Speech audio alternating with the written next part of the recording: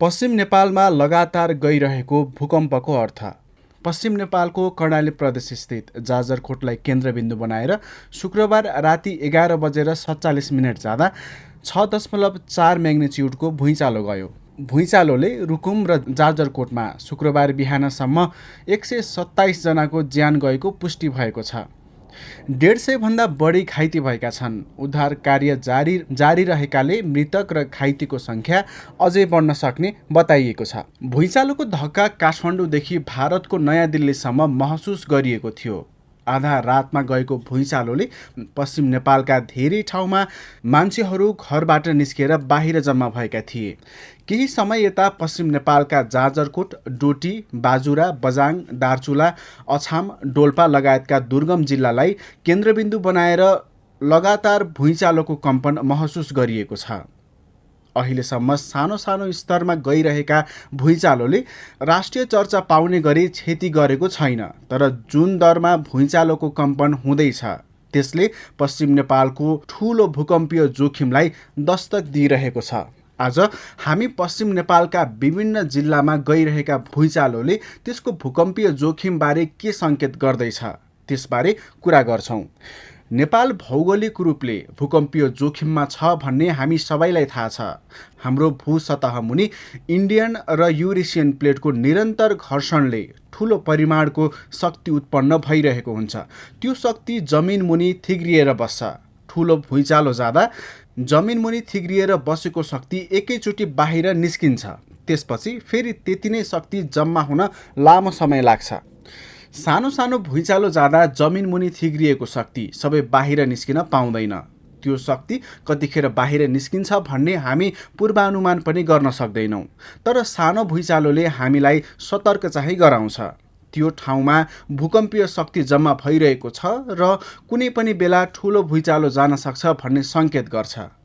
यसलाई अझै स्पष्ट बुझ्न 2072 सालको भुइँचालोलाई उदाहरण ल्याऊ। त्यतिबेला गोरखाको बारपाकलाई केन्द्रबिन्दु बनाएर 7.8 म्याग्निच्युडको भुइँचालो गएको थियो। उक्त भुइँचालोको प्रभाव गोरखाबाट काठमाडौँ हुँदै दोलखासम्म पुग्यो। यसबाट मध्य नेपालको भूसतह मुनि लामो समयदेखि थिग्रिएर बसेको ठूलो शक्ति बाहिर निस्कियो। त्यो शक्ति अझै पुरै निस्किएको छैन भनेर भूगर्भविदहरू बताउँछन्। त्यसको केही हिस्सा काठमाडौँको सतह मुनि थिग्रिएर बसेको भौगर्भिक अध्ययनले देखाएको छ। त्यही थिग्रिएर बसेको शक्तिले काठमाडौँमा अहिले पनि खुसुखुसु भुइँचालो ल्याइरहेको छ। यति हुँदाहुँदै 7.8 म्याग्निच्युडको भुइँचालो गइसकेकाले अब काठमाडौँ सहित मध्य नेपालमा त्यति नै शक्ति जम्मा भएर त्यति नै ठूलो भुइँचालो जान केही समय लाग्न सक्छ भन्ने भूगर्भविदहरूको आकलन छ। अब प्रश्न उठ्छ, पश्चिम नेपालको भूस्खलन मुनि कति ठूलो शक्ति जम्मा भएर बसेको छ त? पश्चिम नेपालमा ठूलो भुइँचालो नगएको 500 वर्षभन्दा बढी भइसकेको छ। त्यहाँ सन् 1505 मा 8.4 म्याग्निच्युड वा त्योभन्दा ठूलो भुइँचालो गएको थियो।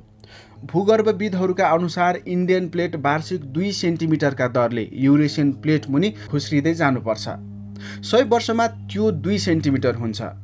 भन्नुको मतलब विगत 500 वर्षमा 10 मिटर घुस्रिनु पर्ने थियो, तर 500 वर्षदेखि पश्चिम नेपालका क्षेत्रमा 8 म्याग्निच्युड हाराहारीको भुइँचालो नगएकाले इन्डियन प्लेट आफ्नो नियमित गतिमा युरेसियन प्लेट मुनि घुस्रिन पाएको छैन।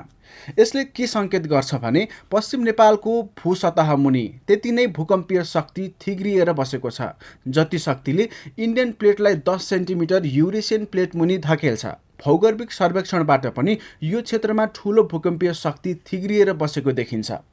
2072 सालमा 7.8 म्याग्निच्युडको भुइँचालो जाँदा मध्य नेपालमा इन्डियन प्लेट करिब 3.5 मिटर सरेको थियो। यस हिसाबले पश्चिम नेपालमा एकैचोटि 10 मिटर सर्यो भने त्यसले लगभग 9 म्याग्निच्युडको भुइँचालो ल्याउन सक्ने भूगर्भविदहरूले बताउँदै आएका छन्। भूसतह मुनि रहेका चट्टानी खण्ड, जसलाई टेक्टोनिक प्लेट भनिन्छ, कसरी र कति सर्छ भन्ने पूर्वानुमान गर्न सकिँदैन। पश्चिम नेपालका हकमा पनि इन्डियन प्लेट एकैचोटि 10 मिटर सर्न पनि सक्छ वा नसर्न पनि सक्छ। एकैचोटि 10 मिटर सर्यो भने त भूगर्भविदहरूले भने जस्तै 9 म्याग्निच्युड भुइँचालो गएर सर्वनाश हुने भइहाल्यो। तर आधा मात्र सर्यो भने पनि त्यसले ल्याउने कम्पन 8 म्याग्निच्युड हाराहारीकै हुनेछ। त्यसबाट हुने मानवीय तथा भौतिक क्षति निकै ठुलो हुन सक्छ। पश्चिम नेपालमा गएको सन् 1505 को भुइँचालोबारे हामीलाई धेरै कुरा थाहा छैन। यो भुइँचालोको तरङ्ग नेपालको कहाँ कहाँसम्म फैलिएको थियो भन्ने हालसम्म पुष्टि भएको छैन। त्यसले नेपालमा के कति क्षति पुर्याइरहेको थियो भन्ने पनि रेकर्ड छैन। उक्त भुइँचालोको केन्द्रबिन्दु तल्लो मुस्ताङलाई मानिन्छ, त्यसैले यसलाई लो मुस्ताङ भुइँचालो पनि भनिन्छ। यसले भारतको नयाँ दिल्लीदेखि उत्तर भारतको ठुलो हिस्सा प्रभावित भएको थियो भनिँदै आएको छ।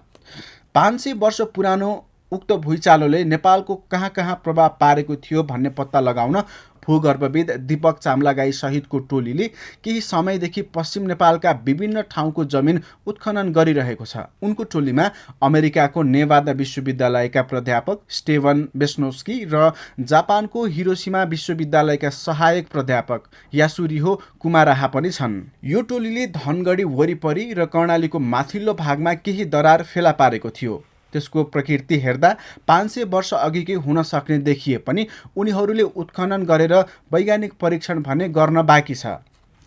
धेरै अघि अमेरिकी वैज्ञानिक युलले कञ्चनपुरको मछडी खोला छेउ उक्त भुइँचालोको दरार फेला पारेको दाबी गरेका थिए, तर यसको विस्तृत विवरण उपलब्ध छैन।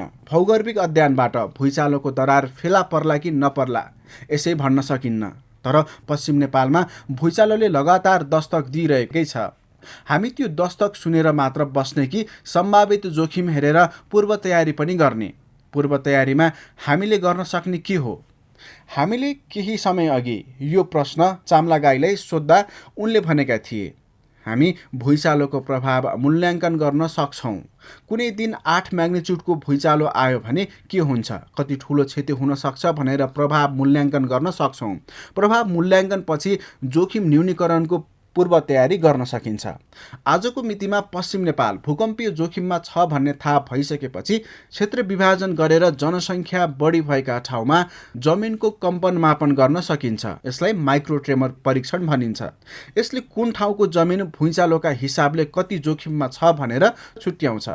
यो अध्ययनबाट भुइँचालो जाँदा कुन ठाउँको माटोले कस्तो प्रतिक्रिया दिन्छ भन्ने थाहा हुन्छ। त्यसै आधारमा भूकम्पीय हिसाबले घर बनाउन योग्य जमिन निर्धारण गर्ने र कुन ठाउँमा कति अग्लो संरचना बनाउन दिने भनेर नियम लागू गर्न सकिने चाम्लागाई बताउँछन्।